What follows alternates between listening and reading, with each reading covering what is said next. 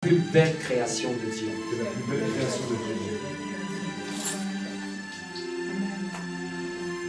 Dis encore à quelqu'un, tu es une créature si merveilleuse.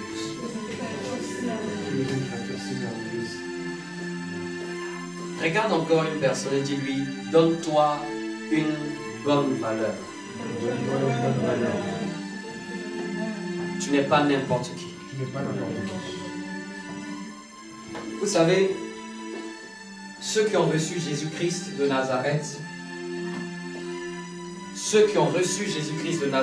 dans leur vie,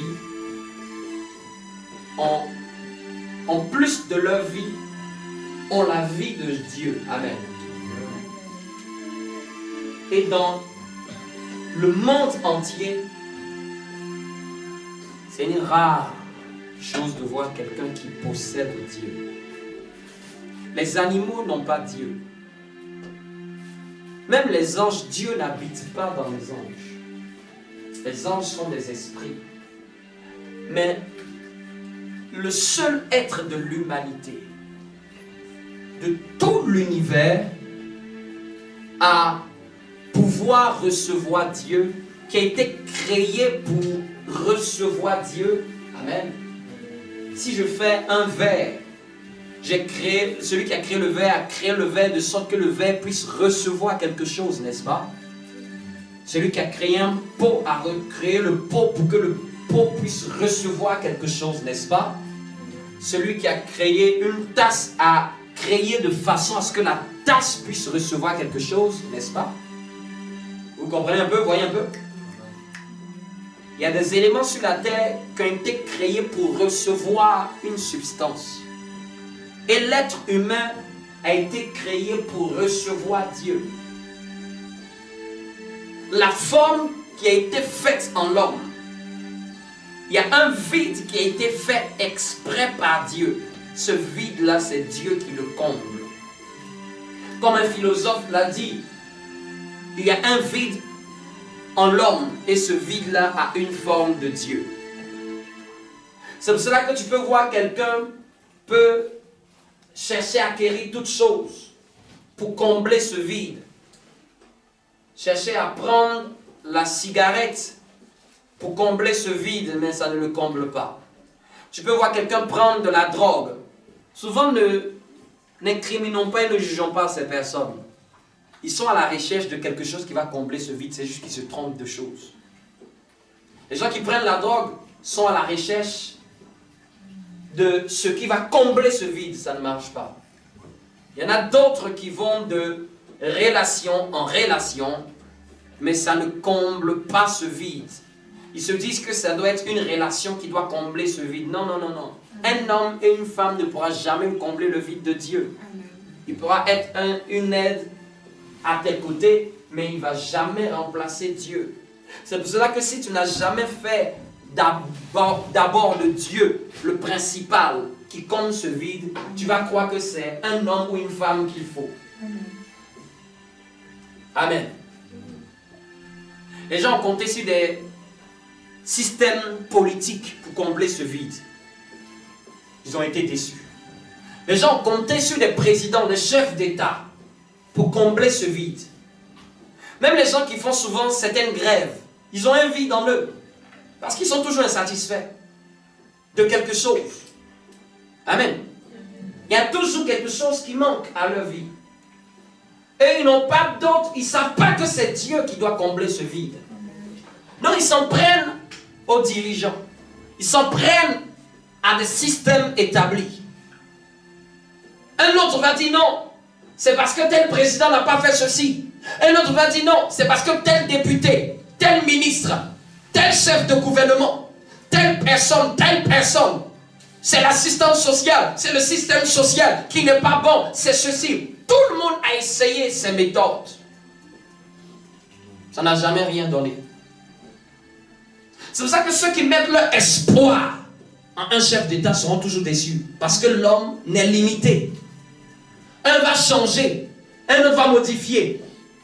Un autre va te dire il faut travailler plus pour gagner plus. Elle va te dire non. Si on travaille plus, on prend la place des autres. Et il faut laisser ces heures-là à des gens pour travailler. C'est que chacun essaie sa méthode. Mais la méthode seule qui sauve, c'est Jésus-Christ. Jésus-Christ est la méthode de Dieu pour sauver l'être humain. Amen. D'autres vont s'acheter des chiens. D'autres vont s'acheter des chats pour combler ce vide. Amen. Je ne parle pas de ça au hasard. D'autres vont vouloir un animal de compagnie. Comme j'en ai vu d'autres remplir sa maison de furet. Ce n'est pas un péché d'avoir un animal. Mais un animal ne va jamais combler le vide que tu as. Amen. Nous sommes en France, là où il y a le meilleur système social au monde. Il y a des EHPAD pour les personnes du 3e âge. Et les gens disent qu'ils sont seuls. Il y a la télé et toutes les chaînes. Mais les gens disent qu'ils sont seuls. Expliquez-moi ça. Tu peux même aujourd'hui même installer le satellite. Tu peux même prendre tous les abonnements. Comment les gens disent qu'ils sont seuls avec tout ce qu'ils ont créé là? Il y a les réseaux sociaux. Il y a YouTube. Il y a tout. Moi, je suis logique. Dites-moi pourquoi ils disent qu'ils sont seuls. Pourquoi les êtres humains se sentent seuls avec tout ce qu'ils ont créé? Ils ont créé même le football pour distraire les gens. Jusqu'à il y a des chaînes même jusqu'à ça se multiplie par 10 quand on joue au foot. Et avec ça, les gens disent qu'ils sont seuls. Ah! Vous ne trouvez pas qu'ils exagèrent? Des hommes, des enfants, ils disent qu'ils sont seuls. D'autres sont mariés, ils disent qu'ils sont seuls. Il y a même l'assistante sociale pour t'écouter. Il y a même cellule d'écoute psychologique. Les gens disent qu'ils sont seuls. Ça vous presse pas ça? Il y a plus de 70 millions d'habitants. Les gens disent qu'ils sont seuls. Ils ont même créé une boîte pour être dedans ensemble la nuit. Et ils disent qu'ils sont seuls. Ils ont même créé des bars. Ils ont même créé un plein air. Terrasse. Pour qu'ils puissent se voir. Mais malgré ça, les gens disent qu'ils sont seuls. Ma mélodie. Amen. Est-ce que vous comprenez un peu? Le seul dont ils sont en train de parler là, ce n'est pas la présence d'un être humain. Est-ce que vous comprenez maintenant? Est-ce que vous comprenez maintenant? Le seul dont ils sont en train de parler, ce n'est pas un être humain. Ils sont en train de dire au fait, il manque quelque chose à leur vie. Ils ont créé tous les packs d'attraction. Avec ça, ils disent qu'ils sont seuls. Est-ce que vous comprenez un peu? On a les plus grandes bibliothèques du monde pour que les gens puissent s'instruire, pour que les gens puissent avoir quelque chose à lire. Il y a tous les canards enchaînés, tous les journaux. Les Play Store et les App Store sont remplis d'applications de jeux. Les humains disent qu'ils sont seuls. On dit qu'en France, l'une des choses qui fait le tort plus aux gens, c'est la solitude. C'est en France, c'est une étude qui l'a dit. On dit qu'il est moderne le pays. Pays développé. Pourquoi ils disent qu'ils sont seuls? Et que même les gens du 3e âge ont des infirmières.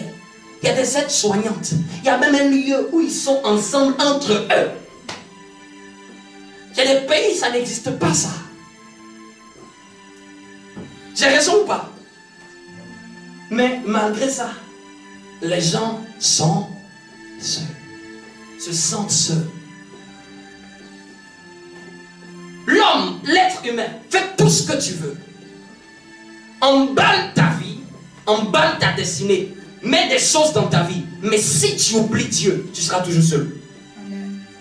Si tu oublies la présence de Dieu, tu ne seras jamais satisfait. Les choses de la vie ne pourront jamais remplacer Dieu. Excusez-moi. Et c'est l'erreur que nous ne devons jamais faire.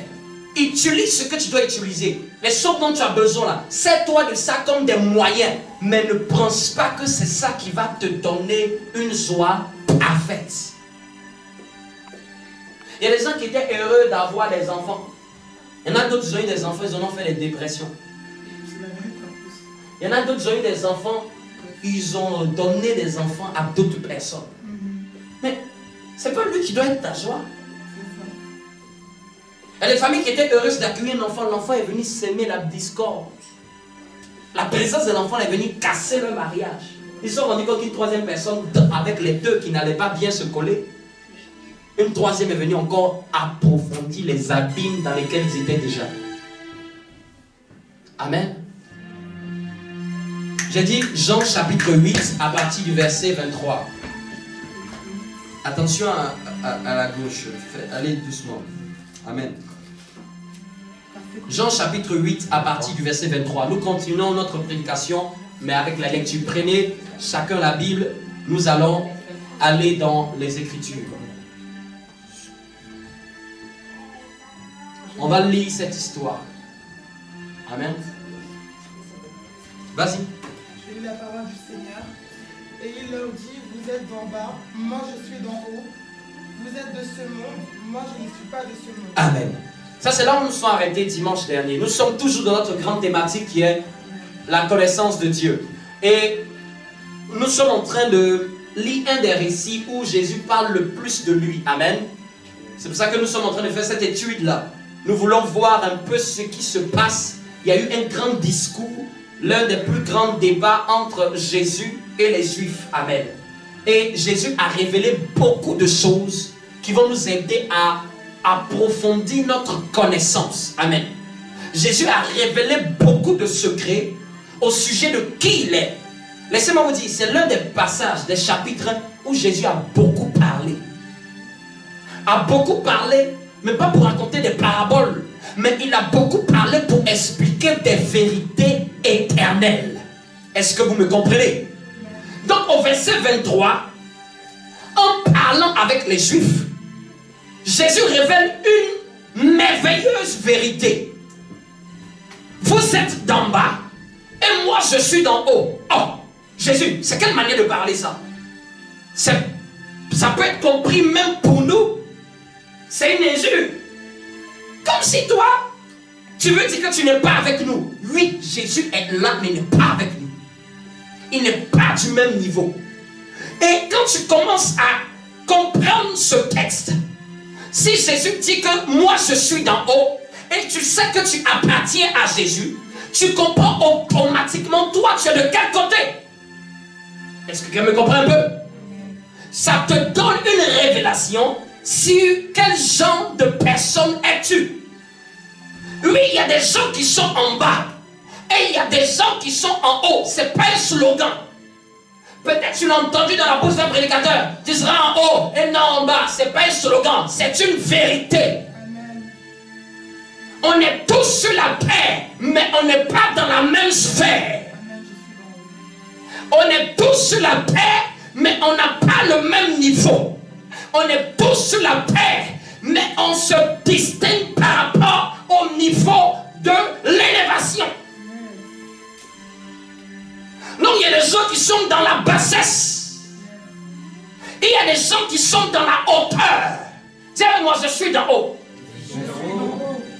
Celui qui est d'en haut, c'est celui qui a pour reconnu et qui a fait allégeance au royaume des cieux. Laissez-moi vous dire, il n'y a pas qu'une seule famille sur la terre. Sur la terre, il y a des familles. Mais les familles n'existent pas uniquement sur la terre. Il y a une famille dans le ciel. Il y a un père dans le ciel. De la même manière qu'il y a des pères sur la terre, il y a aussi un père dans le ciel. De la même manière qu'il existe des familles sur la terre, il y a aussi des familles dans le ciel. De la même manière, il existe un monde sur la terre, il existe aussi un monde en haut. Est-ce que quelqu'un me comprend? Quand on parle de conversion, en réalité, c'est quelqu'un qui a décidé de faire maintenant allégeance à la famille du ciel. C'est quelqu'un qui a décidé de quitter en bas pour aller en haut. C'est là qu'on parle de conversion.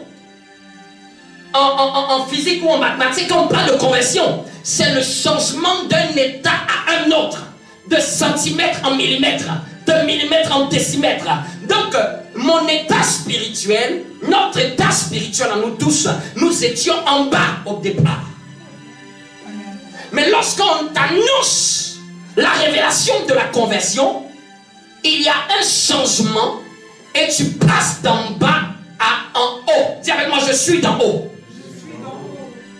Non, quand tu comprends que tu es d'en haut, comment tu vas vouloir te comparer à quelqu'un qui est en bas? Comment tu vas vouloir jalouser quelqu'un qui est en bas? Parce que tu ne peux pas avoir de révélation de ce que tu es si tu n'as pas eu de révélation de ce que Jésus a dit à son sujet.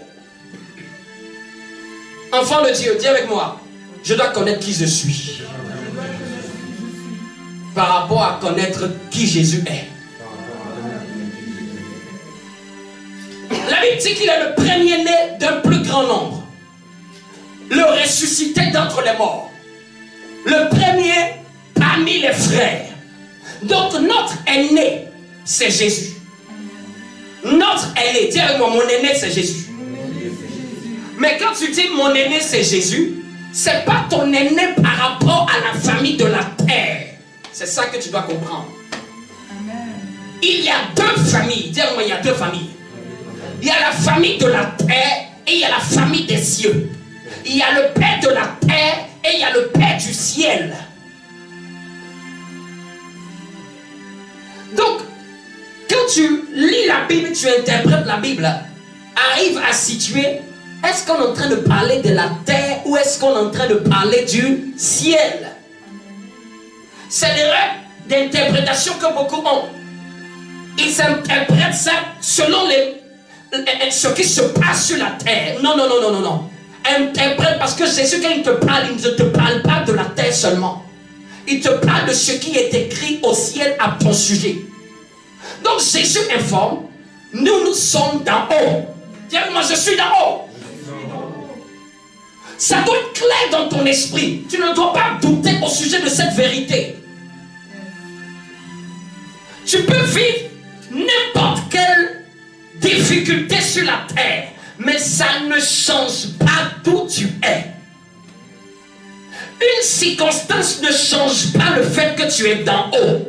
Un problème ne change pas du fait que tu es d'en haut. Une nouvelle qui n'est pas agréable ne change pas du fait que tu es d'en haut. Mais au contraire, c'est du fait que tu es d'en haut, ta manière de faire face à cette situation va changer. Celui qui est en bas avec celui qui est en haut peuvent rencontrer une montagne. Celui qui est en bas va pleurer face à la montagne. Mais la Bible a dit à celui qui est en haut, il va ordonner à la montagne et la montagne va s'écarter. Ça, c'est le privilège de ceux qui sont en haut. Celui qui est en bas peut rencontrer un serpent. C'est une image. Il peut commencer à avoir peur. Quand je parle du serpent, c'est toutes les ruses du diable qui se comportent comme le serpent. Celui qui est en bas peut rencontrer un scorpion. Quand la Bible parle de scorpion, c'est toutes les ruses du diable qui viennent te piquer comme un scorpion de l'arrière. Mais celui qui est en haut, qu'il rencontre le serpent, qu'il rencontre le scorpion, la Bible dit qu'il a reçu le pouvoir de marcher sur les serpents et sur les scorpions. Amen. Celui qui est en bas peut connaître la maladie. Celui qui est en haut peut connaître la maladie. Celui qui est en bas peut subir la maladie. Celui qui est en haut, il va voir la maladie et il va dire maladie. Il a porté déjà ta maladie au ciel. C'est impossible que tu puisses me faire subir quelque chose. Celui qui est en haut va ordonner à la maladie d'être dégagée. Celui qui est en bas peut être oppressé par des démons. Celui qui est en haut, qu'un démon arrive, il a le droit de le chasser.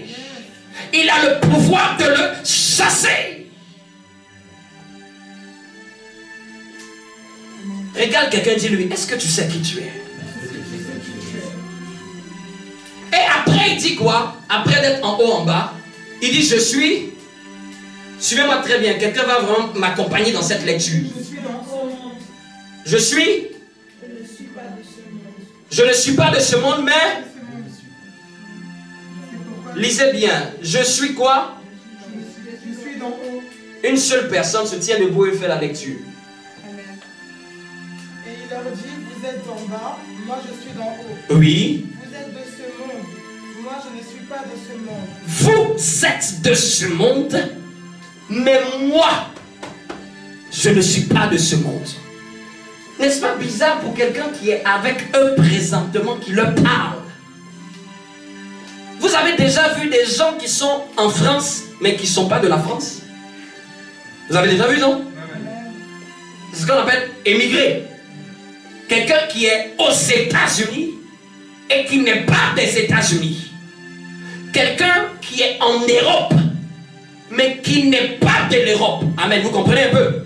Si on arrive à comprendre ça, donc comprenez que les chrétiens sont des émigrés sur la terre. En réalité, ils ne sont même pas concernés par vos histoires. Nous, le passeport, c'est le passeport du ciel. Le passeport du ciel. Est-ce que tu connais le visa du ciel? Tu sais oui, t'emmènes. Et les gens qui rêvent d'avoir le passeport américain, et puis ils crient de joie. Oh, j'ai eu le passeport américain. Attends, un passeport qui te fait seulement voyager sur la terre. Et tu es seulement heureux. Nous, on a un passeport qui nous fait aller partout dans l'esprit. Ce que je dis est biblique. Hein? La Bible dit que ainsi en est-il de celui qui est né de nouveau. Et il est comme un vent. On ne sait d'où il part, d'où il vient. Quelqu'un de spirituel est insaisissable. D'ailleurs, même quand tu pries, quand tu dis je vais, j'arrache ce que Satan a volé. Demande-toi, comment tu fais pour aller là-bas pour arracher? Est-ce que tu te déplaces physiquement? C'est parce que tu es conscient que tu peux être mobile spirituellement. C'est-à-dire que là où ton corps est immobile, tu sais que ton esprit peut y aller. Quand tu dis je détruis, est-ce que tu vois quelque chose devant toi et puis tu détruis? Qu'est-ce que tes yeux spirituels voient? Et où ils se déplacent pour y aller? Souvent les gens chantent, nous allons dans le camp ennemi. Comment tu fais pour aller dans le camp ennemi? Explique-moi. Avec quel avion? C'est avec la puissance et la rapidité de l'esprit.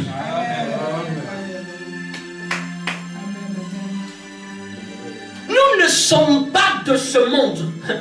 C'est pour ça qu'un chrétien ne doit pas se faire avoir par les ruses de ce monde. Nous sommes en réalité. Regarde. Souvent tu n'as jamais vu pour dire, des gens te disent non, il est bizarre lui. Il n'est pas comme nous. Toi tu passes ton temps à prier. Et ils te demandent, mais comment ça se fait que tu passes ton temps à prier? Souvent même si tu leur dis que tu jeûnes, ils vont même être scandalisés. Ah bon, tu jeûnes? Mais tu ne manges pas à midi? Mais si tu n'as pas compris que tu n'es pas de ce monde, de ce monde-là, ils sont choqués que tu n'as pas mangé à midi. Quand tu vas lui dire que tu retires un dixième, là il va s'évanouir. Parce que de ce monde, ils ne connaissent pas donner à Dieu. Nos lois ne sont pas pareilles à leurs lois. Mais si tu es chrétien et que tu te comportes comme si tu étais dans ce monde, c'est là que tu vas subir. Nous sommes avec eux, mais nous ne sommes pas de ce monde. Ne te laisse pas avoir par les ruses de ce monde. Ne te laisse pas avoir par la séduction de ce monde. Ne te laisse pas avoir par les bêtises de ce monde. Ne te laisse pas distraire par tout ce que tu vois. Ne cherche pas à avoir les mêmes désirs qu'eux. Ne cherche pas à avoir les mêmes visions qu'eux. Ne cherche pas à te comporter comme eux. Ne vous conformez pas. Ne vous conformez pas au siècle présent. Faut pas ressembler. Faut pas chercher à faire comme eux. Ils veulent suivre les modes. Nous, on a notre mode, la mode du ciel. Ils peuvent aimer les conneries. Nous, nous aimons la parole de Dieu. Ils peuvent chanter à la gloire des hommes. Nous, nous chantons à la gloire de Dieu.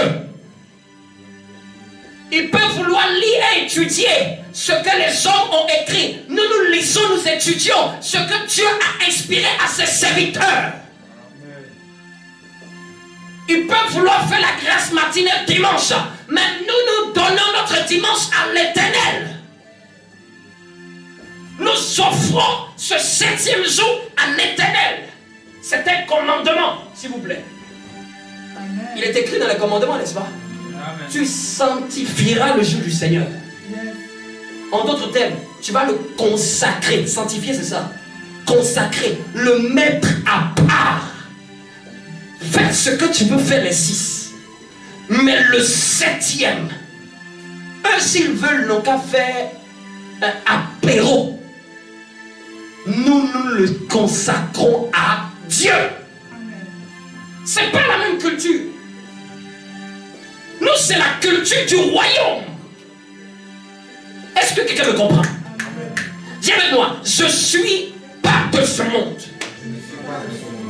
Donc, quand tu vois une nouvelle, demande-toi quelle est la nouvelle du ciel. Faut pas être apeuré par la nouvelle de la terre. Si le ciel te dit ne crains rien, alors ne crains rien.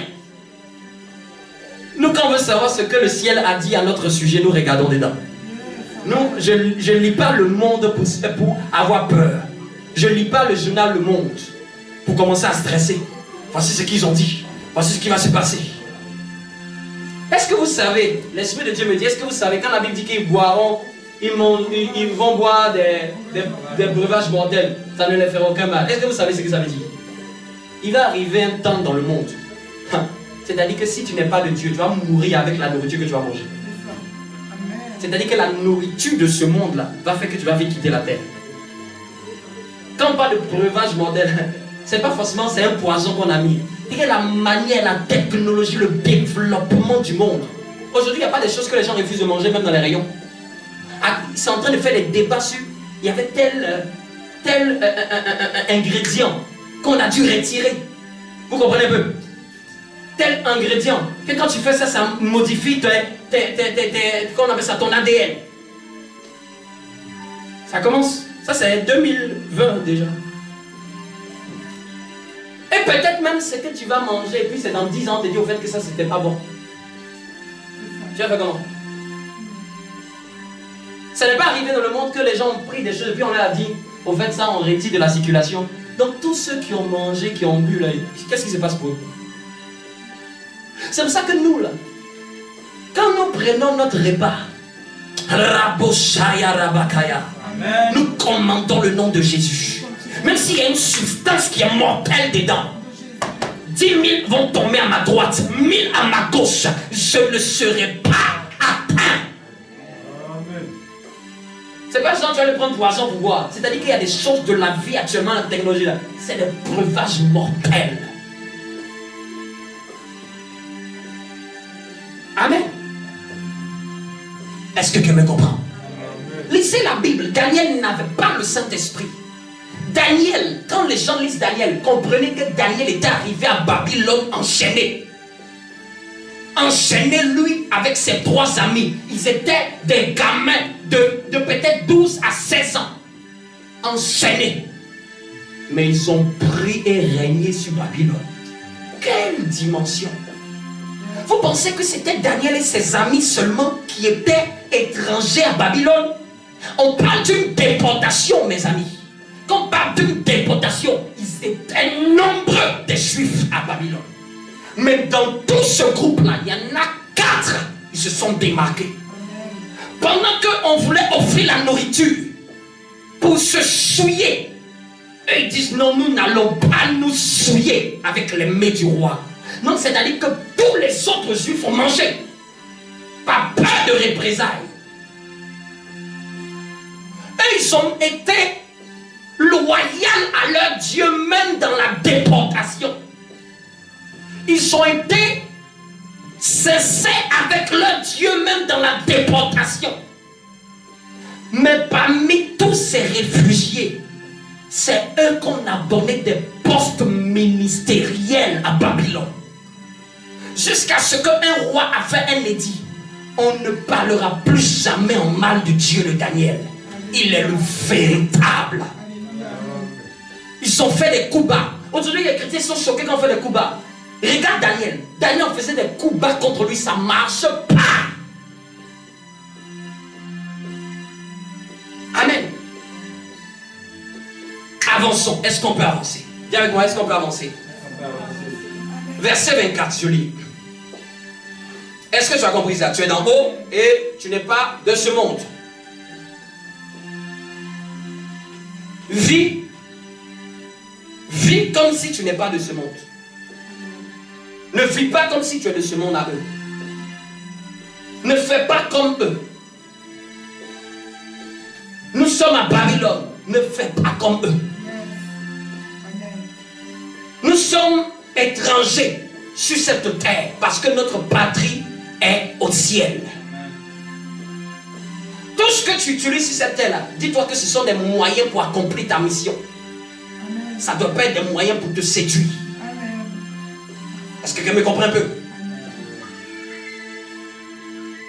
Nous savons infiltrer la terre pour éclairer la terre, pour libérer la terre.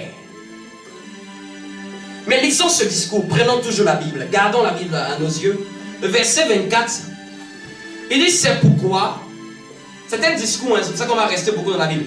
C'est pourquoi je vous ai dit que vous mourrez dans vos péchés. Quand Jésus a fini de dire que moi je ne suis pas de ce monde, il dit c'est pourquoi je vous ai dit que vous mourrez dans vos péchés, car si vous ne croyez pas que je suis ce que je suis, vous mourrez dans vos péchés. Donc Jésus révèle que celui qui ne croit pas qui il est va mourir dans ses péchés. C'est pas moi qui l'ai dit. C'est Jésus qui l'a dit, c'est ce qui me plaît. Donc, quelqu'un qui ne veut pas se repentir, s'il ne se repent pas, il va mourir dans ses péchés. Amen. Et Dieu ne veut pas que les gens meurent dans leurs péchés. C'est pour ça qu'ils veulent qu'ils apprennent à connaître celui qui est le salut. Si j'ai de l'eau de Javel, ton vêtement est sale. Je te dis, reconnais-moi comme étant l'eau de Javel, que je puisse te libérer de la saleté qui est sur tes vêtements. Si tu es en train de discuter avec l'eau de Javel, tu vas rester dans ta saleté. Je ne t'ai pas demandé de faire un débat sur moi. Je suis l'eau de Javel. Reçois-moi et tu verras. Est-ce que vous comprenez un peu? Qu'est-ce qui te dérange de me recevoir? Au moins si tu l'as mis et puis tu vois que ça n'a pas fait, tu peux dire ça c'est pas l'eau de Javel. Quand les gens leur parlent de Jésus, ils pensent que ça fait un discours. C'est pas un discours. Tu es libre de pouvoir tester. Tu es libre de pouvoir essayer. Même en science, étant scientifique, on dit on ne peut juger de quelque chose quand tu l'as testé. Mais les gens, quand tu leur dis Jésus, non, c'est le Dieu des Juifs là, non, c'est le Dieu des Européens. Toi-même, il faut tester. Tu parles selon ce que les gens ont dit. Toi-même, tu dis quoi? Et ce que tu dis n'est pas vrai parce que tu n'as rien expérimenté. C'est quand tu es allé dans un restaurant, que la nourriture est mauvaise, que tu peux dire, là, la nourriture n'est pas bonne. Tu n'as pas prié Jésus. Tu n'as pas lu au sujet de Jésus. Tu n'étais pas laissé enseigner au sujet de Jésus. Tu ne peux pas dire que est-ce que c'est lui qui est véritablement Dieu. Mais maintenant, si c'était Dieu que tu étais en train de rater là, tu allais faire quoi? Pourquoi les gens posaient cette question? Pourquoi tu ne testes pas? Peut-être tu es en train de rater Dieu. Peut-être tu es en train de rater Dieu. Pourquoi tu n'accordes pas le bénéfice du doute? De tester et de voir. Souvent les gens dites-le ça. Teste et toi-même tu verras. Quand Nathanaël lui a dit, viens, il y a quelqu'un de Nazareth. On lui a dit, viens et vois. Toi-même viens et vois. Non, c'est comment? Qu'est-ce que quelque chose de bon peut sortir de Nazareth? Tes discours là, ça suffit. Viens et vois. Toi-même viens, touche. Mais dès qu'on lui a donné une parole de connaissance, on dit, oh, prophète. Viens et toi-même vois. Viens et toi-même jauge. Sinon, ils vont mourir dans leur péché. Amen. Et en disant ça, tu n'es pas en train de juger quelqu'un, tu es en train de lui dire la vérité. Amen. Tu es en train de lui dire la vérité, parce qu'aujourd'hui, les gens confondent le jugement et puis disent la vérité. Hein. Dis la vérité, c'est dire ce qui va lui arriver s'il reste dans quelque chose. Vous savez pourquoi? Le diable déteste que tu révèles aux gens ce qui va leur arriver s'ils restent dans telle situation. C'est... Si ça ne te dérange pas, pourquoi ça te choque? Que je te dise que si tu restes dans ce péché-là, tu vas mourir. Pourquoi ça te choque? C'est parce que tu le sais au fond de toi. Les gens le savent.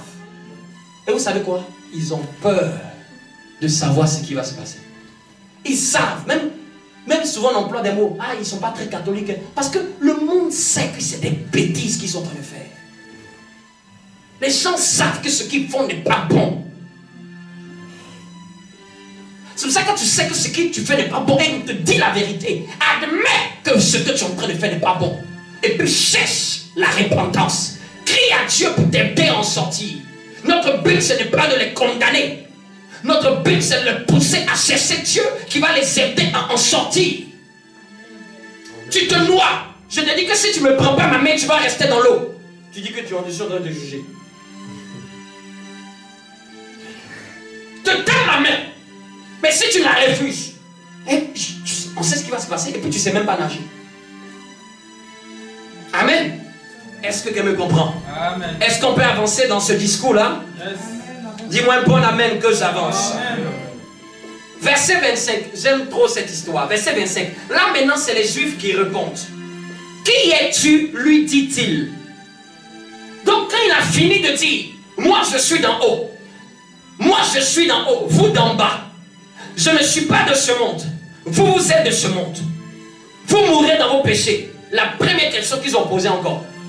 Qui es-tu? Dis-nous alors. Si tu n'es pas d'ici, qui es-tu? Lui dit-il, et il leur répondit, ce que je vous dis dès le commencement.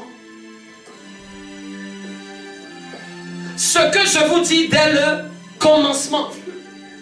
Depuis le commencement, nous avons vu qu'il a dit, celui qui m'a vu a vu le Père. Et il leur pose encore la question, qui es-tu? C'est quoi ça? Donc, c'est-à-dire que depuis ce qu'il a dit, ils n'ont pas compris. Je vous dis que je suis la vérité. Je vous dis que celui qui m'a vu a vu le Père. Parce qu'au départ, dimanche dernier, suivez. Ils ont posé la question, montre-nous le Père. Il a dit, si vous m'avez vu, vous avez vu le Père. Maintenant, après, il nous demande encore, dis-nous qui tu es. Il ne s'agit pas de connaître son nom. Mais dit, je vous dis ce que je vous dis depuis le commencement. Verset 26. Il dit, j'ai beaucoup de choses à dire et à juger en vous. Mais celui qui m'a envoyé est vrai, et ce que j'ai entendu de lui, je le dis au monde. Amen. Non, Jésus commence à dire, j'ai beaucoup de choses à dire et à juger en vous. Mais celui qui m'a envoyé est vrai. Donc Jésus les rassure. Celui qui m'a envoyé est vrai. Celui qui m'a envoyé là, c'est pas un menteur. Celui qui m'a envoyé n'est pas un bandit. Et je ne parle pas de moi-même. Je dis ce que j'ai reçu de lui. Donc Jésus leur confirme que il est vraiment celui qu'il prétend être. Amen.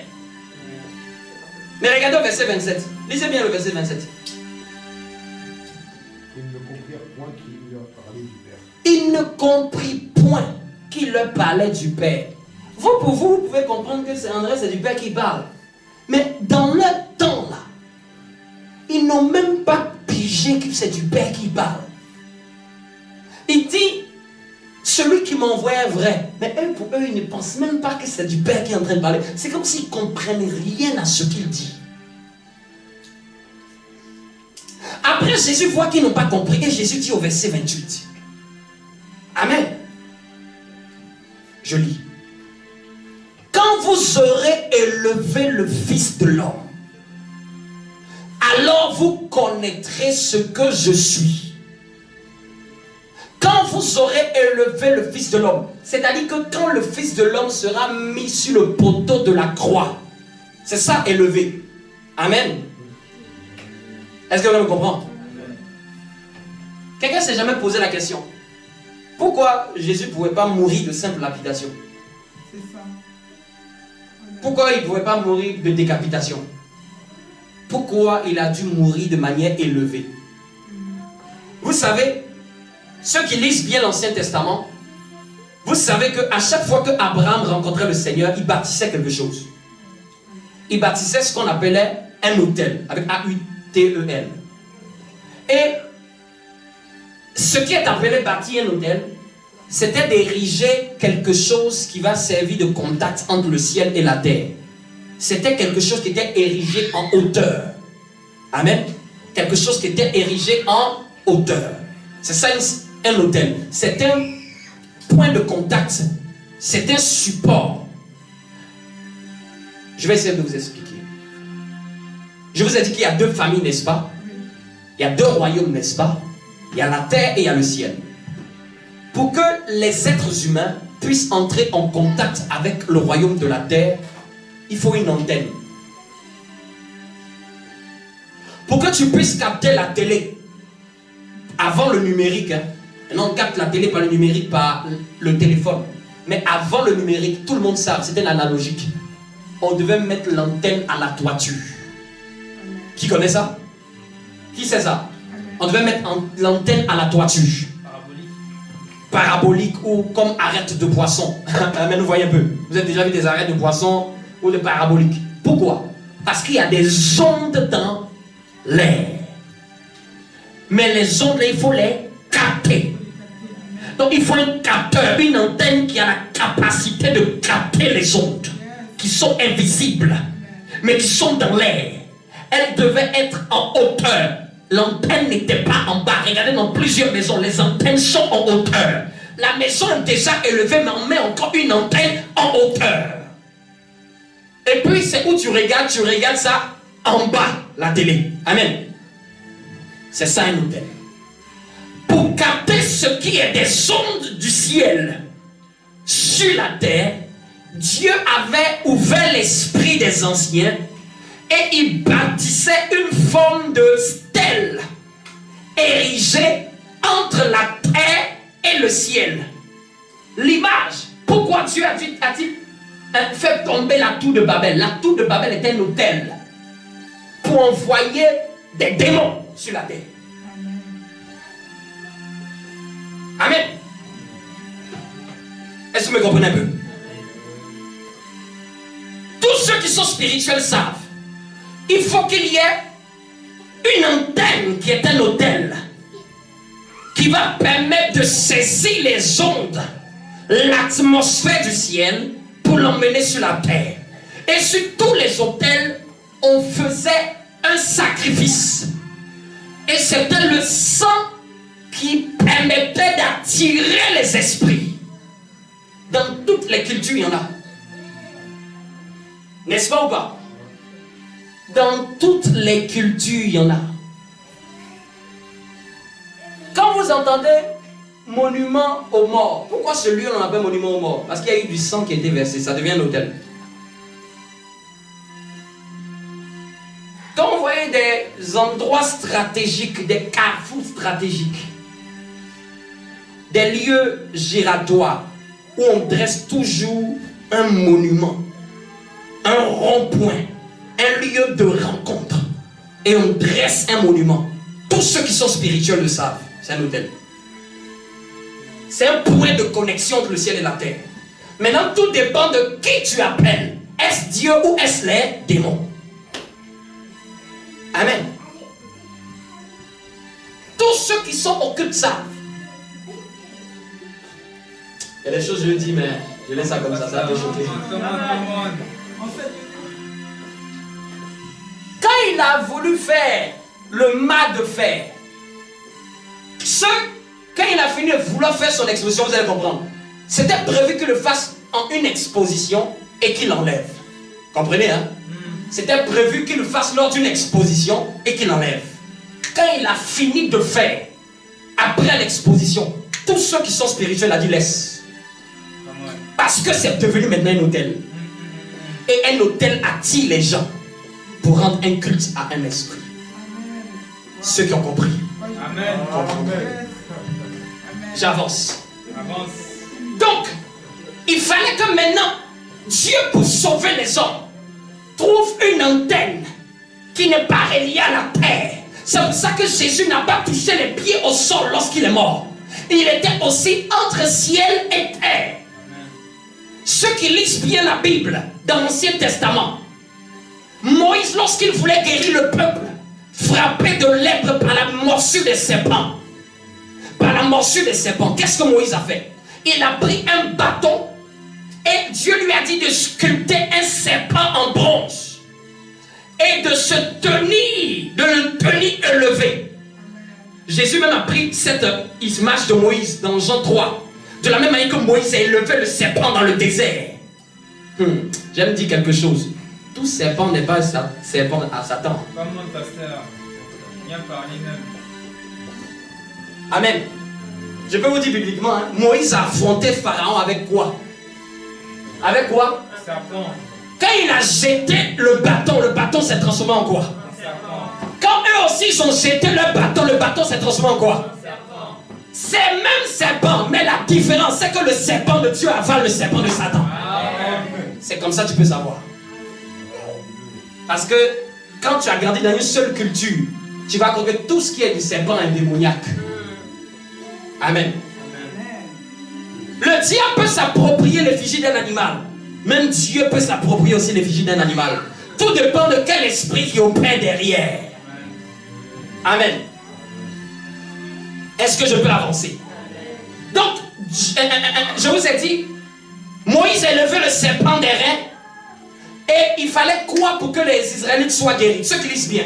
Il fallait qu'ils se tiennent debout et qu'ils regardent. Ils ne devaient même pas prier. Il y a des choses que Dieu établit. Ce n'est pas la prière qui fait que ça marche. C'est la foi. Par là, il était en train de dire, vous allez être sauvés seulement en regardant la croix. Non, Seigneur, on n'a pas besoin de faire 20 000 prières. Tu regardes la croix et tu es sauvé. Celui qui regardait la croix et puis qui regardait les serpents se faisait mordre.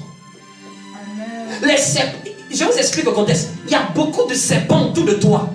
Et on te dit, ne les regarde pas, regarde en haut. Ça, si tu as peur, tu ne vas jamais faire. C'est ça la foi. C'est-à-dire que la foi, ce n'est pas l'absence de problème. Non, non, non, non, non. La foi, ce n'est pas l'absence de difficultés. Non, non, non, non, non. La foi, c'est malgré la présence des difficultés, des obstacles, des problèmes, c'est ta capacité à regarder vers ce que Dieu a dit. Est-ce que quelqu'un me comprend? La foi, c'est pas quand il n'y a pas de problème et puis on dit que tu as la foi. Non, non, non. La foi, c'est quand il y a la présence de l'adversité. Et que maintenant tu peux voir la solution de Dieu devant toi. La foi, c'est quand tu vois Goliath et tu dis que tu vas écraser sa tête. C'est pas l'absence de Goliath qui fait la foi. C'est la présence d'un Goliath, mais la manière dont toi tu le vois. Tu le vois comme tu vas couper sa tête et jeter sa tête en pâture aux oiseaux. C'est comme ça David voyait Goliath. Mais le peuple d'Israël, Dieu était là, mais il voyait Goliath comme un problème. Est-ce que Dieu avait changé? Et pour ceux qui ne savent pas, c'est ce symbole-là qui est devenu le symbole médical. Un bois avec un serpent autour. Le monde est en train de dire, qu'il veuille pas, il croit en ce que Dieu a fait. Jusqu'à aujourd'hui, c'est devenu le symbole médical dans le monde. Toutes les pharmacies qui sont vraies mettent toujours un bois avec un serpent autour. C'est devenu le symbole de la guérison. Amen. Amen. Laissez-moi vous dire une chose. Qui est en train de piquer les Israélites? C'est les serpents. Par qui Dieu a sauvé les Israélites? Si les gens ne le savent pas, Satan n'a rien. Vous savez pourquoi Dieu a emmené Jésus? Si vous comprenez que c'est le serpent qui piquait Israël, et que c'est le serpent qui a sauvé Israël, demandez-vous, c'est de qui on doit échapper la colère? Jésus est venu faire échapper les hommes de quelle colère? La colère de Dieu. Ah, ah. Les gens pensent que c'est du diable. Et jamais Dieu a emmené son fils pour Satan, pour quelqu'un qui est une créature. Depuis que les êtres humains ont péché, la colère de Dieu a été manifestée. Et Dieu a trouvé la méthode pour calmer sa colère. Est-ce que vous connaissez la colère de Dieu? Est-ce que les gens connaissent la colère de Dieu? Les gens ont plus peur de Satan que Dieu. Mais vous rigolez. Peur de Satan que Dieu. Dieu, tu vas te cacher où s'il est en colère contre toi? Même Caïn a dit, pardon, ton jugement est dur. Méfiez-vous de celui qui donne la vie et qui peut la reprendre. Hein. Ne craignez pas celui qui peut tuer le corps. Craignez celui qui peut emmener l'âme dans la géhenne. Satan ne condamnera personne en enfer. Lui-même, il est déjà condamné en enfer. La Bible dit, ne craignez pas celui qui peut tuer le corps. Satan, c'est sa destinée ça. Mais craignez plutôt celui qui peut, en plus de prendre le souffle de vie, qui peut emmener l'âme dans la géhenne. La Bible n'a même pas dit son nom. La Bible n'ose même pas dire qui est-ce. La Bible n'ose même pas dire qui est-ce. Il s'agit de la colère de Dieu. Mais Jésus-Christ est le don de Dieu pour calmer sa colère. C'est le plus. C'est-à-dire que Dieu lui-même, il trouve une manière de se calmer lui-même. Personne ne lui a demandé pardon. Et c'est pour ça que je dis qu'il mérite d'être Dieu. Quelqu'un qui se met en colère et lui-même trouve la méthode pour la calmer. Amen. Vous imaginez quel amour. Il trouve la stratégie pour la calmer lui-même. Il s'énerve, mais il trouve la méthode pour la calmer lui-même. Est-ce qu'on peut continuer? Est-ce que tu aimes la parole de Dieu? Donc c'est ça, quand le Fils de Dieu sera élevé, il dit, alors vous connaîtrez qui je suis, ce que je suis, et je ne fais rien de moi-même, mais je parle selon ce que le Père m'a enseigné. On avance. Celui qui m'a envoyé est avec moi, et il ne m'a pas laissé seul, parce que je fais toujours ce qui lui est agréable. Bien aimé, il dit que celui qui m'a envoyé, il ne m'a pas laissé, lisez vos Bibles, il ne m'a pas laissé. Pourquoi? Parce que je fais toujours ce qui lui est agréable. Ici, il y a une révélation. Si tu ne veux pas que Dieu te laisse seul, fais toujours ce qui lui est agréable. Jésus confirme que le Père ne l'a jamais laissé seul. Dieu ne l'a jamais laissé seul. Tu ne veux pas que Dieu t'abandonne. Rassure-toi de faire toujours ce qui est agréable à Dieu. Si tu fais cela, Dieu ne peut pas t'abandonner. Dieu ne peut pas te délaisser. Dieu ne peut pas t'oublier. Dieu ne peut pas te laisser seul. C'est impossible, je vous le dis. Qui le croit? Il y a une chose que je suis sûr. Tant que je ferai ce qui est agréable à Dieu, Dieu ne peut pas m'abandonner. C'est une certitude. C'est le non négociable. Verset 30. Quand Jésus parlait ainsi, plusieurs crurent en... C'est bien marqué, hein? Donc parmi tout le groupe qui est en train de discuter là, ah, tu es qui? Tu viens d'où? On doit rendre témoignage. On ne rend pas témoignage de toi seul. Il faut que quelqu'un d'autre rende témoignage de toi. Parmi ce groupe là, il y en a plusieurs qui ont cru en... C'est bien. Et au verset 31, c'est Jean qui écrit, qui dit, et il dit aux Juifs qui avaient cru en lui. Donc là maintenant, il ne s'adresse pas à n'importe qui. Il s'adresse aux croix. Il s'adresse aux croix. Regardez ce que Dieu va dire aux croyantes. Si quelqu'un doit dire, ah, c'est bien, vous avez cru en moi. Les gens, il n'y a pas quelqu'un qui m'étonne plus que Jésus, quoi. Il n'est jamais choqué de quelque chose. Il parle à un croyant. C'est-à-dire que tu viens maintenant d'accepter ce que je viens de te dire. Au lieu d'être heureux, au lieu d'être dans la joie, n'est-ce pas? La plupart des hommes, on est content quand les gens croient en nous, n'est-ce pas? On est content. Lisez dans la Bible, Jésus n'a jamais fait de ça une extase. Même quand les gens sont partis, quand il a fini de dire, ceci est mon corps, ceci est mon sang, si tu manges, tu auras la vie. Quand les gens sont partis, il est venu taper Pierre. Tu vas pas aussi? Mais si c'est nous, et au moins essaie de rester avec moi. Quand tu sais qui tu es, t'as pas besoin, l'eau n'a pas besoin de prouver qu'elle est l'eau. Tu n'as pas besoin que de prouver ta valeur à qui que ce soit. Tu fais ce que Dieu t'a dit de faire, c'est tout. C'est pour ça que je vous dis dans la vie, soyez rares à vous justifier. Tu te justifies pourquoi? Tu veux prouver quoi à qui? Tu veux montrer quoi à qui? Tu veux montrer quoi à qui? Si tu te justifies trop, ça veut dire que tu n'es pas sûr de ce que tu es. Si l'eau vient te voir le matin, est-ce que tu sais que je suis l'eau, que je donne la vie? Est-ce que tu sais que je suis l'eau? Tu vas demander l'eau, qu'as-tu? On le sait. Et celui qui ne le sait pas, c'est son problème. Il est venu voir Pierre. Pierre, tu ne pars pas aussi. En d'autres termes, je te donne aussi la permission de partir. Jésus n'a même pas pleuré. Jésus n'a même pas eu triste. Le seul moment où Jésus était triste, c'était pour accomplir sa destinée.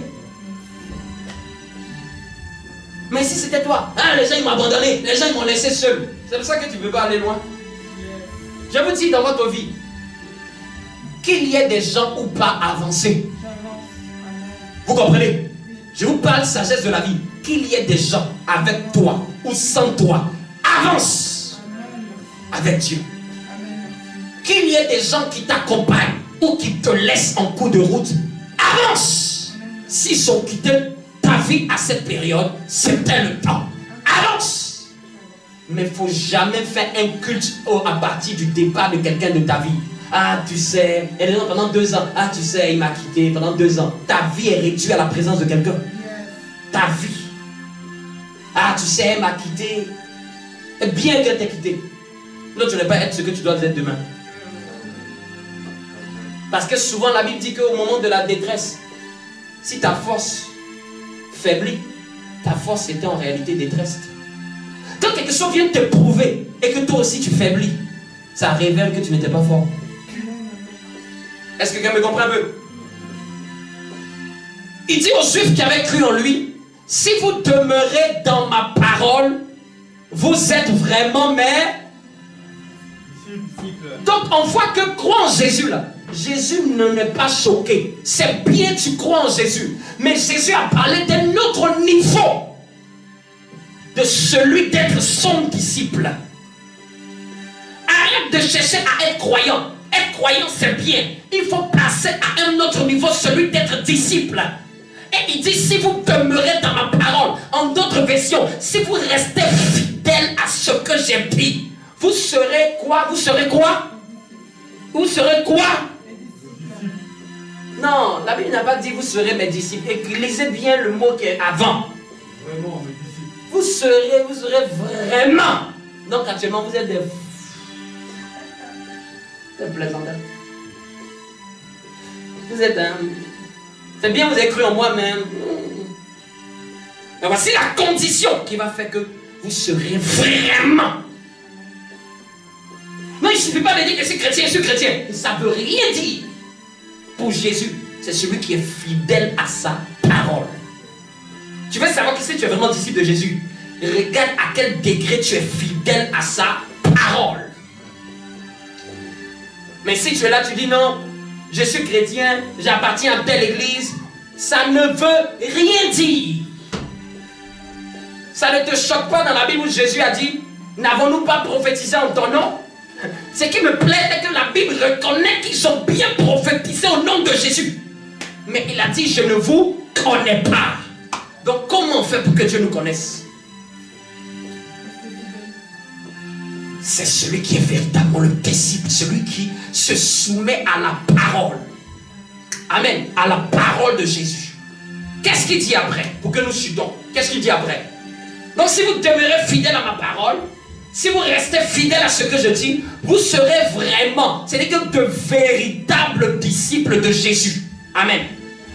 Au suivant, qu'est-ce qu'il dit? Vous connaîtrez la vérité et la vérité vous affranchira. Quand vous allez être vraiment les disciples de Jésus là, il y a un 3e niveau qui va arriver encore. Quand vous allez au début de ta foi chrétienne, tu dois marcher conformément à ce que la parole de Dieu te dit. Tu lis dans la Bible, on ne fait pas ça, tu fais pas ça. On dit tu sentiras le jour du Seigneur, tu sanctifies le jour du Seigneur. On dit tu honoreras Dieu avec tes biens, tu honores Dieu avec tes biens. Un chrétien qui est disciple, c'est quelqu'un qui suit à la lettre ce que Jésus lui demande de faire. Vous comprenez un peu? Vous comprenez un peu? Maintenant, quand tu passes ce degré-là, il y a un autre niveau. Quand tu vas commencer à le faire ça pendant 1 année, pendant 6 mois, 2 mois, 3 mois, 6 mois, 1 année, 2 années, 3 années, tu vas entrer dans une autre dimension où tu vas connaître maintenant la vérité. Et quand tu vas connaître la vérité va te rendre libre. Est-ce que vous savez que ce simple mot-là, ça crée un problème? En d'autres termes, je vous dis ce qu'il a dit. Vous allez connaître la vérité et vous ne serez plus jamais esclave de quelqu'un. En d'autres termes, qu'est-ce qu'il a dit? Vous connaîtrez la vérité, personne ne va vous rendre esclave dans sa maison. Il n'est pas en train de dire ça à un païen. Il est en train de dire ça à un croyant. Tu sais, mon enfant, tu viens de te convertir. Je te laisse grandir dans la foi. Quand tu vas connaître la vérité, tu vas être délivré. Tu vas être libre. Et puis, tu vas voir les chrétiens vont te dire, attends, moi c'est déjà chrétien, pourquoi tu me dis que moi j'avais besoin de ça? Regarde, c'est cette bêtise-là qui a été dit après. Regarde, qu'est-ce qui a été dit? Qu'est-ce qui a été dit après? Il lui répondit. C'est les croyants qui ont répondu à Jésus. Qu'est-ce qu'ils ont répondu? Nous sommes de la postérité d'Abraham. Nous sommes de la postérité d'Abraham et quoi? Nous ne fûmes jamais esclaves de personne.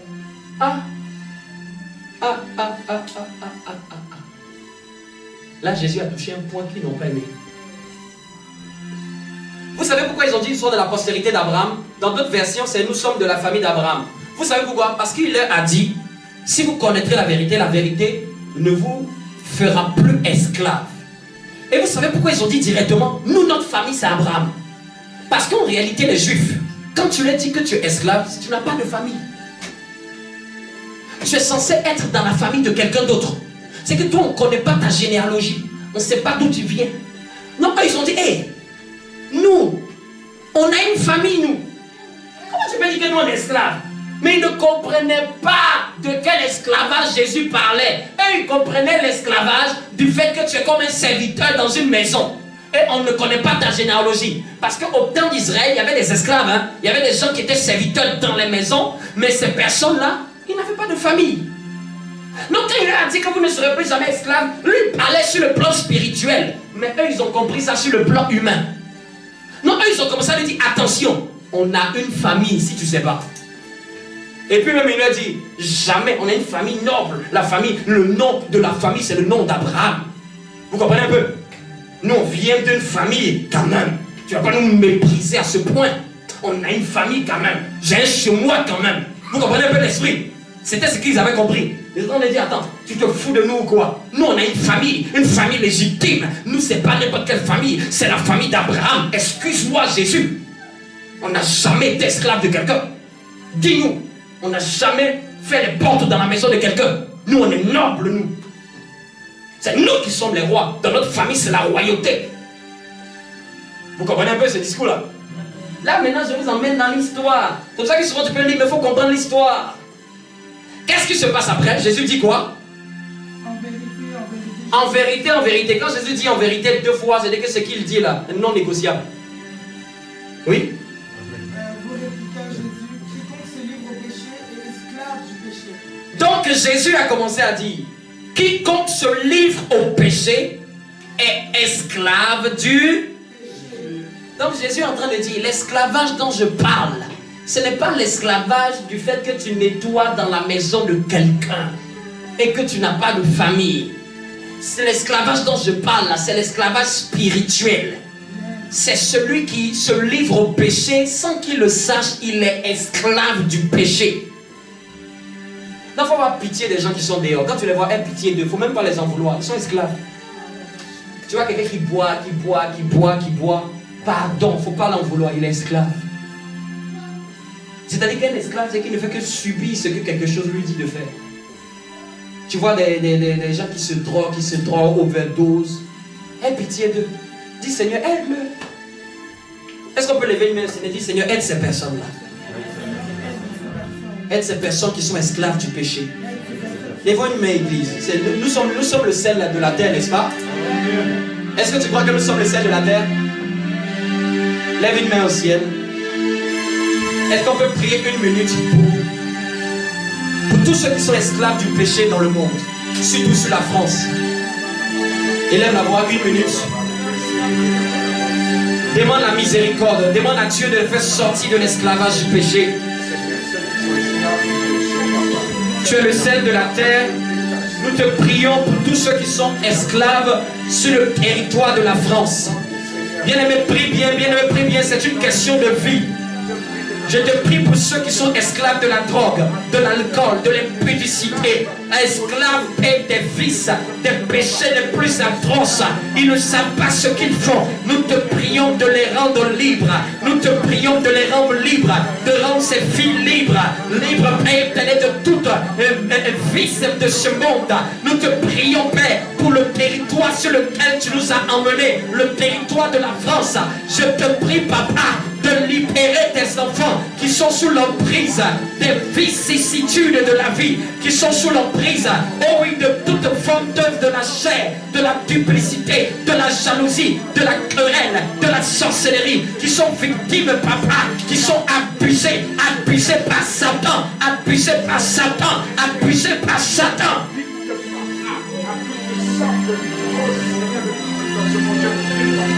Amen. Dis un bon amen au nom de... Amen. Je termine. Ça fait du bien de prier pour ces gens-là. Amen. C'est pour ça que chez toi à la maison, aie des gens de ta famille proche que tu as à cœur de prier pour qu'ils soient libérés de cet esclavage. Nous ne devons pas juger ces personnes. Nous ne devons pas les condamner. Nous devons prier pour que la miséricorde de Dieu... Ils sont victimes. Quand vous comprenez les réalités spirituelles, vous comprenez qu'ils sont victimes. Quand tu vois un homme qui se comporte bizarrement, des gens qui tuent, tu ne comprends pas. Les gens n'arrivent pas à comprendre. Tu vois des jeunes, comment on appelle ça? Comment dirais-je? Des adolescents qui s'entretuent. Depuis la période du Covid, on a eu beaucoup d'adolescents qui ont... Il y a eu des risques. Il y a eu plein de choses. Les gens sont dépassés, ils ne savent même plus. C'est parce que les gens sont esclaves. Ils sont abusés par Satan. Abusés psychologiquement. Abusés mentalement. Des gens entendent des voix. Vous ne pouvez pas savoir le nombre de personnes qui entendent des voix. Qu'il ait dû tuer. Qu'il ait dû faire ceci, faire cela. Un jour, je regardais un reportage. C'est deux adolescents qui ont fait un guet-apens pour tuer un autre adolescent. Vous entendez des idées, des esprits qui mettent des idées dans leur tête. Verse de l'eau chaude sur lui. Prends une arme, pique-le. Tu vois des adolescents qui mettaient des machettes, des machettes dans des sacs parce qu'ils veulent se défendre au cas où on veut l'agresser. Quel est cet esprit d'agression qui se lève au temps? Cet esprit de haine, cet esprit de colère, si ce n'est pas un esclavage ça. Les gens ont tout pour vivre heureux dans une nation comme celle-là. Mais les gens passent le temps à s'entretuer à l'école, se lancer la pierre. On voit un professeur qui est tué par un élève. D'où vient cet esprit-là si ce n'est pas de l'esclavage? Et tu demandes aux gens, ils te disent après, c'est même pas ce qu'ils voulaient faire. Ils ne sont jamais d'accord de ce qu'ils ont fait. Ils se disent même, qu'est-ce qui m'a pris? Vous n'avez jamais vu là? Je ne sais pas ce qui m'a pris. Je me suis emporté. Qu'est-ce qui contrôle ta volonté plus que toi-même? Qu'est-ce qui contrôle tes pensées plus que toi-même? Si ce n'est pas de l'esclavage. Mais nous ne sommes pas esclaves. Est-ce que tu peux lever la main? Nous ne sommes pas esclaves. Moi, je ne suis esclave de personne. C'est pour ça que quand un chrétien arrête de dire non, c'est plus fort que moi. C'est pas plus fort que toi. Nous sommes une nation libre. Un peuple acquis. Une nation sainte. Mise à part pour le royaume des cieux. Nous sommes un sacerdoce royal. Un peuple acquis pour sa gloire. Un peuple mis à part pour sa gloire. Un peuple sanctifié. Un peuple purifié. Un peuple qui a été adopté par le Père Céleste. Notre patrie c'est le ciel. Je dis notre patrie c'est le ciel. Notre passeport c'est le ciel. Notre gloire c'est le ciel. Notre Père c'est Jésus-Christ. Notre Père c'est Jésus-Christ. Nous sommes esclaves de personne. Ni la mort, ni la honte, ni la désolation ne pourront effacer l'amour que nous avons pour Jésus. Ce n'est ni les démons, ni la sorcellerie, ni la franc-menuiserie, ni le rose bonbon qui pourront effacer mon nom dans le livre de vie. Nous avons une histoire à écrire. Nos générations futures connaîtront Jésus-Christ. Mes enfants prieront Jésus-Christ. Mes petits-enfants prieront Jésus-Christ. Oh, jusqu'à des milliers de générations, il y aura toujours un serviteur dans ma lignée.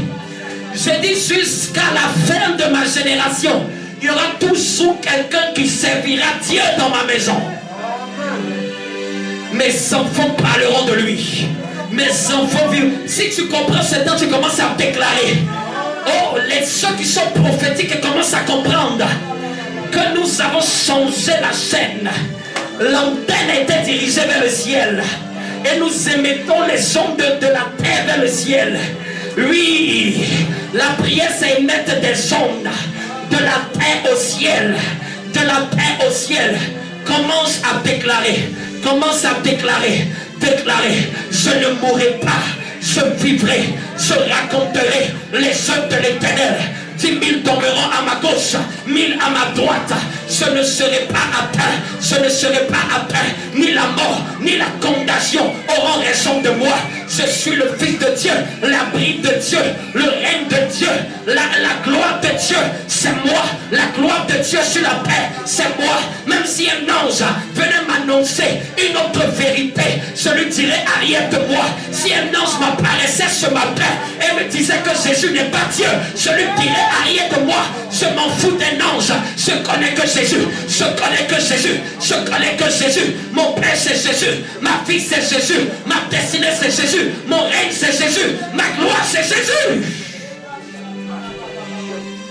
Nous ne sommes pas des religieux. Nous sommes des spirituels. Nous ne sommes pas des religieux. Nous sommes des hommes et des femmes spirituels. Nous avons goûté à la manne. Nous avons goûté au pain de vie. Nous avons goûté au breuvage spirituel. Eux, ils boivent des breuvages mortels. Nous buvons la coupe de la gloire de Jésus-Christ. Nous, c'est le sang de Jésus-Christ qui coule dans nos entrailles. Lui, mon esprit est renouvelé. Mon esprit est mis à part. Mon esprit est de Dieu. Mon esprit est de Dieu. Celui qui me presse, qui doit m'oppresser n'est pas encore né. Celui qui doit m'atteindre n'existe pas encore. Inarrêtable. C'est nous qui allons dominer ce monde. C'est nous qui allons dominer et juger les anges. C'est nous qui allons prendre la part de l'héritage. La paix nous appartient. Nous sommes d'en haut, mais la paix nous appartient. Là où je fous la plante de mes pieds, ceci est à moi. Ceci est à moi. Bien aimé, quelqu'un de prophétique comprend qu'il a commencé à prophétiser. Il a commencé à déclarer. Il a commencé à déclarer. Je décrète et je déclare. Oh oui, ma prochaine ascension. La prochaine ascension de cette église. Je décrète et je déclare. Nous irons de gloire en gloire. Personne ne nous arrêtera sur le chemin de notre destinée. Personne ne nous arrêtera. Celui qui vient en face, je l'écrase. Celui qui vient en haut, il tombe. Celui qui passe par le bas, la paix l'engloutit. S'il passe par les eaux les engloutissent. S'il passe par les forêts se resserrent contre eux. S'il passe par la terre les avalera. S'il passe par le ciel, le tonnerre de Dieu tombera contre eux. J'ai autorité dans le ciel. Je parle à la lune. Je parle au soleil. Le ciel a été créé pour présider. Père, de la même manière que le soleil se lève tous les jours, je décrète et je déclare que ma grâce, la grâce des enfants de cette église, se lève aussi tous les jours.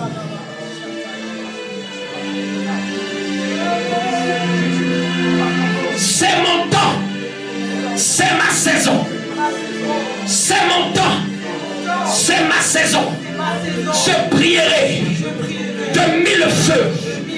Je suis la gloire suis la gloire de Jésus-Christ. de Jésus-Christ. Même si je tombe, Même si je tombe, je me relève je lève et je cours et je cours vers la carrière vers la carrière qui m'est ouverte qui m'est ouverte et je garde et je garde les regards les regards sur Jésus-Christ, Jésus-Christ, l'auteur l'auteur, et le consommateur consommateur de ma foi. de ma foi. Je suis Je suis le représentant représentant du royaume des cieux du royaume des cieux sur la terre. sur la terre. Sur la terre. Sur la terre. Je viens sur la Je terre viens sur la pour terre accomplir pour accomplir les desseins de mon Père. les desseins de mon Ma Père. génération Ma génération fera Jésus-Christ fera Jésus au travers de moi. au travers de S'ils moi. n'ont pas encore vu Dieu, Ils n'ont pas encore vu ils Dieu. verront Dieu Ils verront au Dieu travers de ma vie, au travers de ma dans mon vie, travail. dans mon travail. Ils verront Dieu Ils verront Dieu dans ma famille. dans ma famille. Ils verront Dieu Ils verront Dieu dans ma maison. dans ma maison. Ils verront Dieu. Ils verront Dieu. Il me fait Il me fait marcher sur les lieux élevés, irressemblables. Mes pieds à ceux des biches. Je cours comme l'aigle. Même si je me fatigue, je me renouvelle de grâce en grâce. Je prends mon envol comme l'aigle. Il me donne la force du buffle. Je crois comme le palmier. Je suis fort comme le cèdre du Liban. Je suis dans l'ombre du Tout-Puissant. Dans l'ombre du Tout-Puissant. Le chômage n'est pas mon partage. Le manque n'est pas mon partage. La misère n'est pas mon partage. La médiocrité n'est pas mon partage. Je possède les nations. Je prends les nations en héritage. La France m'appartient. L'Europe m'appartient. Déplace-toi un peu, l'Europe m'appartient. Toute la terre est à mon Père. Je vais où je veux. J'habite où je veux. Je réside où je veux. Je règne où je veux. C'est mon temps. C'est ma saison. Aucun démon ne pourra m'arrêter. Aucun esprit de famille ne pourra m'arrêter. Aucune malédiction ne pourra m'arrêter. Je brise la malédiction. Ceux qui parlent contre moi, la parole se retourne contre eux. Ceux qui parlent contre moi, ils tombent eux-mêmes dans la fosse qu'ils ont creusée. Que cela retourne à l'envoyeur. Je retourne à l'envoyeur. Les paroles incantatoires, les paroles maléfiques. Celui qui veut ma mort, c'est lui-même qui l'aura. C'est lui-même qui l'aura. Je ne mourrai pas. Je ne mourrai pas. Je vivrai. Je traverserai 2021.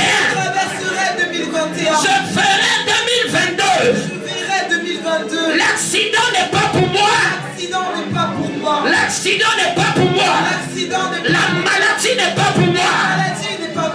La misère n'est pas pour moi. C'est la santé qui est mon partage.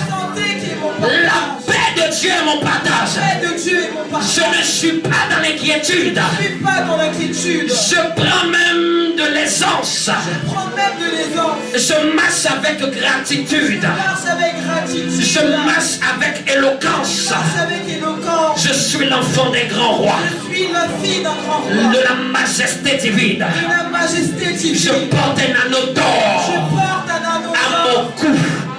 Je prends un sceptre d'or. Lorsque je marche, des décrets sont écrits pour ma destinée. Ce que mon Père n'a pas fait, c'est ce que je ferai. Ce que ma mère n'a pas réalisé, c'est ce que je réaliserai. Au nom de Jésus. Au nom de Jésus. Au nom de Jésus. Nous allons prendre le repas du Seigneur. No, no, I get up. No, no, can't deny that.